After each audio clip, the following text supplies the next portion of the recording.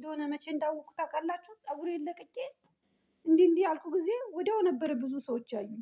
አረ እኔ ደግሞ የሆነ ጊዜ የሆነ ነገር ትውስታ ስለነበረኝ ነበር ያንን ነገር የለቀኩትኝ በሙዚቃው ማለት ነው።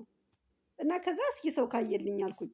ግን መጥምቁ ዮሐንስን ያስገደለ ዘፋኝ ናት።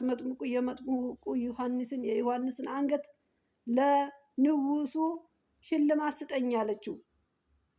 ሰውን የሚያስቀጭ የሚያስገድል ዘፈን አልሰማም አልጨፍርም።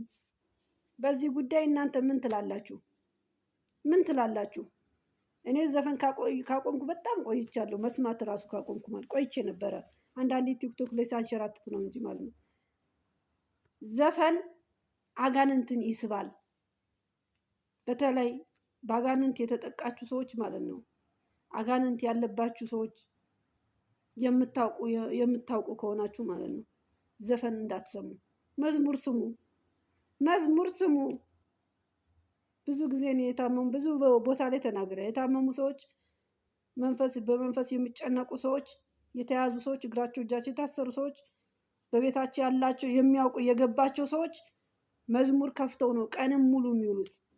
ግን ጠዋት መዝሙር ከሰዓት ዘፈን ካረጋችሁለት መቼም ቢሆን አይወጣም። እኔ አንድ ልጅ የዳነች ስለማቅ ነው እውነት አውቃለሁ። የዳነች ቀንም ሙሉ መዝሙር ተከፍቶላት ከቤሩት እንዲህ ብላ መጣ አውቃለሁ።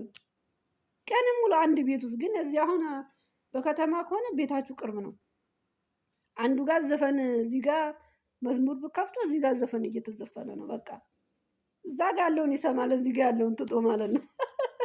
እና ዘፈን አቁሙ። እኔ ከፈለጋችሁ አትዩኝ፣ አልጨፍርም፣ ዘፈንም አልሰማም። እና ይሄን ለመናገር ነው። ሰብስክራይብ አድርጉኝ። እናንተስ ምን ትላላችሁ? ብዙ ነገር የሚታወቅ ነገር ነው።